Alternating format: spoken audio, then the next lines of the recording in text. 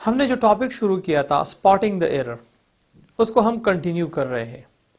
हमारे पास है स्पॉटिंग द एरर में हमने डिस्कस किया था कि हमारे पास स्पॉटिंग द एरर में कौन कौन से प्रॉब्लम आते हैं।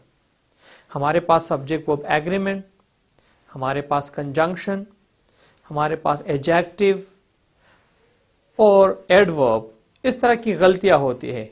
इन सम ऑफ द सेंटेंसेस हमारे पास टेंसेस की मिस्टेक भी होती है।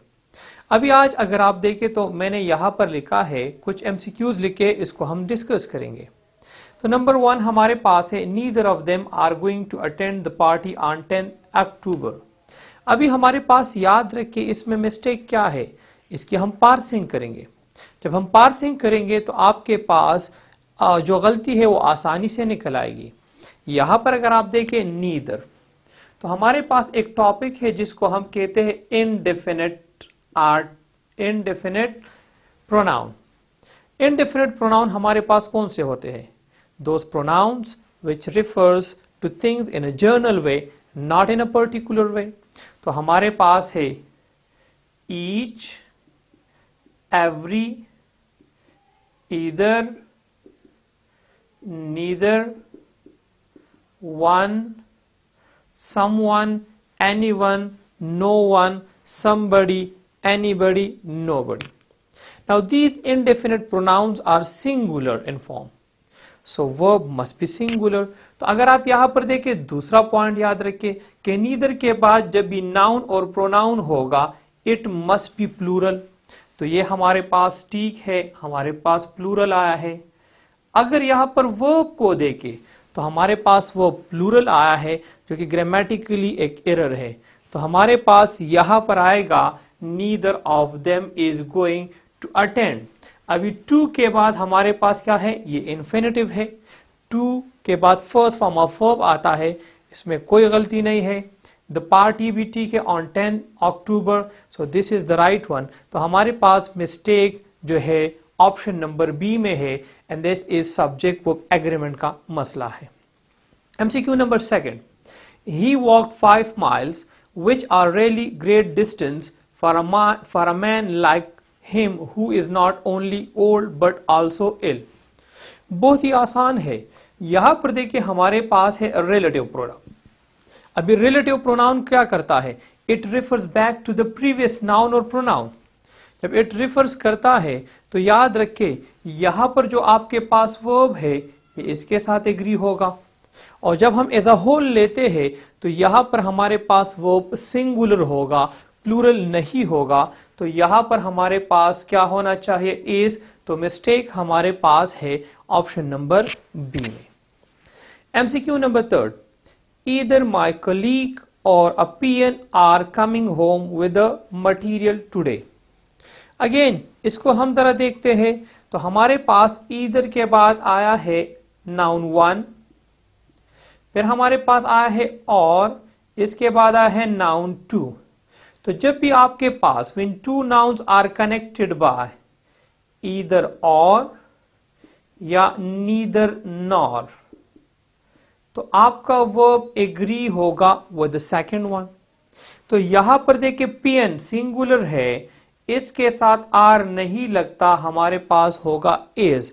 तो हमारे पास ऑप्शन कौन सा होगा, option number B is having the problem. तो स्पॉटिंग द एरर में ऑप्शन नंबर बी। फिर हमारे पास नेक्स्ट है the rise and fall of the tide are due to lunar influence. अगर हमारे पास दो नाउन है, नाउन 1 और इसको कनेक्ट किया है एंड और नाउन 2, तो आपका वर्ब होगा प्लूरल। लेकिन अगर आपके पास दोनों नाउन जो connected by and it gives single impression और सिंगल आइडिया, तो हमारे पास वर्ब इज सिंगुलर। तो हमारे पास राइज एंड फॉल ये आपके पास सिंगल आइडिया दे रहा है, तो हमारे पास वर्ब सिंगुलर होगा। तो आर के बजाय हमारे पास यहां पर क्या होना चाहिए, इज द राइट ऑप्शन। तो हमारे पास option number C is having the error. तो स्पॉटिंग द एरर में ऑप्शन नंबर सी। नेक्स्ट है many a man have succumbed to this temptation. याद रखिए अगर आपके पास मैनी आता है और इसके बाद नाउन है तो वो नाउन हमेशा प्लूरल होगा, और इसके साथ जो वर्ब होगा वो भी प्लूरल होगा। For example, many people are waiting for you, many students are in the class. लेकिन अगर मैनी के साथ लफ्ज आया ए तो ये नाउन हमेशा सिंगुलर होगा, और इसके बाद जो वर्ब होगा वो भी सिंगुलर होगा। तो यहां पर हमारे पास हैज होना चाहिए। You have to keep this thing in mind कि मैनी के बाद अगर डायरेक्टली नाउन है तो वो प्लूरल होगा, और आपके पास जो वर्ब है वो भी प्लूरल होगा। लेकिन अगर मैनी के बाद आ गया तो उसके बाद जो नाउन होगा वो सिंगुलर होगा और वर्ब भी सिंगुलर होगा। तो स्पॉटिंग द एरर में आपके पास option number B is the wrong one. Instead of have, we have to write has. MCQ number next. The introduction of tea, coffee and such other beverages have not been without some effect. अभी यहाँ पर देखे हमने subject को agreement में discussion की थी कि a verb agrees with the real subject. अभी हमारे पास एक इंपॉर्टेंट सा पॉइंट याद रखे, जब भी आपके पास प्रीपोजिशन आ जाए, प्रीपोजिशन के बाद नाउन है या प्रोनाउन है, वो आपके पास ऑब्जेक्टिव केस में होता है।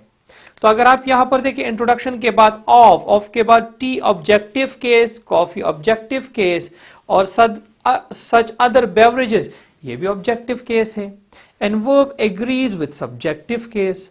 तो हमारे पास यहां पर होगा द इंट्रोडक्शन ऑफ, तो इंट्रोडक्शन के यहां पर वर्ब है तो इंट्रोडक्शन इज सिंगुलर, तो हमारे पास instead of have we have to use has। तो ऑप्शन नंबर सी में हमारे पास क्या है, spotting the error, sorry option number D में स्पॉटिंग द एरर है। तो हमारे पास गलत कौन सा होगा, हमारे पास ऑप्शन नंबर डी, तो हैव की जगह हैज आना चाहिए। नेक्स्ट है हमारे पास the new type of automatic machines wash cloth faster. As I already said कि हमारे पास प्रीपोजिशन के बाद जो नाउन और प्रोनाउन होगा वो ऑब्जेक्टिव केस होगा, and verb agrees with subjective case. अगर आप यहां पर देखें न्यू टाइप, यहां पर क्या है आपके पास ऑफ, तो ऑटोमेटिक मशीन्स ये हमारे पास नाउन है लेकिन ऑब्जेक्टिव केस में है, और आपका वर्ब जो है ये एग्री होता है सब्जेक्टिव केस के साथ। तो हमारे पास यहां पर होगा द न्यू टाइप, हमारे पास क्या होना चाहिए, वॉशेज होना चाहिए। तो instead of wash we have to use washes clothes faster. MCQ number next. Each of the students in the computer class has to type their own research paper this semester. Number 1, indefinite pronoun start में आया है, each, every, someone, anyone, somebody, anybody. With these pronouns we have to use singular verb. तो अगर आप verb को देखें तो has इस्तेमाल हुआ है, this is the right one, इसमें कोई गलती नहीं है। आपके पास दूसरा है कि each के बाद preposition आ जाए, preposition के बाद जब noun आ जाए it must be plural। तो यहां पर हमारे पास स्टूडेंट्स आए हैं, इसमें भी कोई गलती नहीं है, ये भी हमारे पास ठीक है। इन द कंप्यूटर क्लास, इसमें कोई प्रॉब्लम नहीं है।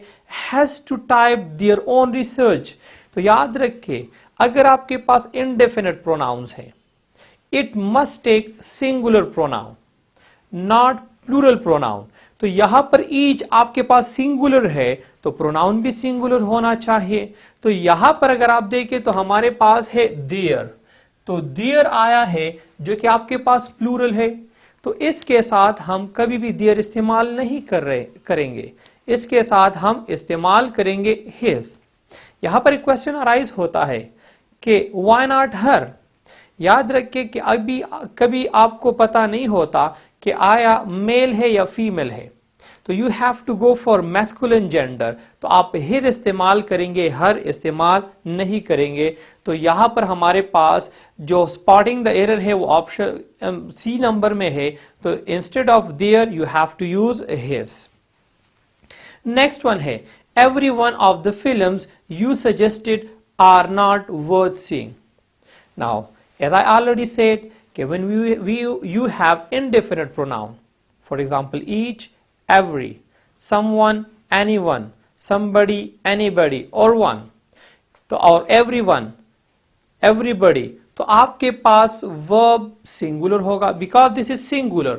Now यहां पर है every one of the films, films भी आपके पास plural है, लेकिन अगर आप verb को देखें तो हमारे पास यहां पर verb are है जो कि गलत होगा. Every one of the films you suggested, तो हमारे पास होगा is not worth seeing, option number C में प्रॉब्लम है, spotting the error, तो सी is the correct one. Next है the secretary and principal of the college are attending the meeting. अभी यहां पर देखिए अगर दो nouns are connected by and और पहले के साथ आर्टिकल आया है यहां पर देखें और दूसरे के साथ नहीं आया है तो याद रखिए it means that in the sentence we are talking about only one person. हम सिर्फ और सिर्फ एक बंदे के बारे में बात कर रहे हैं. तो हमारे पास यहां पर वर्ब सिंगुलर होगा तो हमारे पास हो जाएगा आर के बजाय इज द राइट ऑप्शन. अगर ये इस तरह होता the secretary and the principal तो फिर इसका मतलब ये होगा कि दोनों अलहदा अलहदा लोग हैं. तो जब अलहदा अलहदा लोग होंगे तो उसके लिए हमारे पास क्या होगा प्लूरल वर्ब. तो अगर ये इस तरह होता the secretary and the principal of the college तो फिर आपके पास आर ठीक होता. तो you have to be careful in spotting the error. कभी कभार आपके पास आर्टिकल का भी जो है वो मिस्टेक आ सकता है, कभी आपके पास conjunction, adjective, subject verb agreement के बारे में सब के बारे में मिस्टेक आ सकते हैं. तो you have to be clear about it और इसको सीखने के लिए प्रैक्टिस बहुत इंपॉर्टेंट है. तो practice makes a man perfect और not only practice, right practice makes a man perfect. तो हमारे पास स्पॉटिंग द एरर को हमने डिस्कस किया. नेक्स्ट वीडियो में हम कुछ और स्पॉटिंग द एरर्स को करेंगे और उसमें मैं कुछ और नए नए टेक्निक्स लेकर आऊंगा कि आपको फाइंड आउट करने में जरा आसानी हो जाए और आपको एग्जाम में आसानी से फाइंड आउट करना कि कौन से पार्ट में एरर है तो आपको आसानी होगी. Thank you.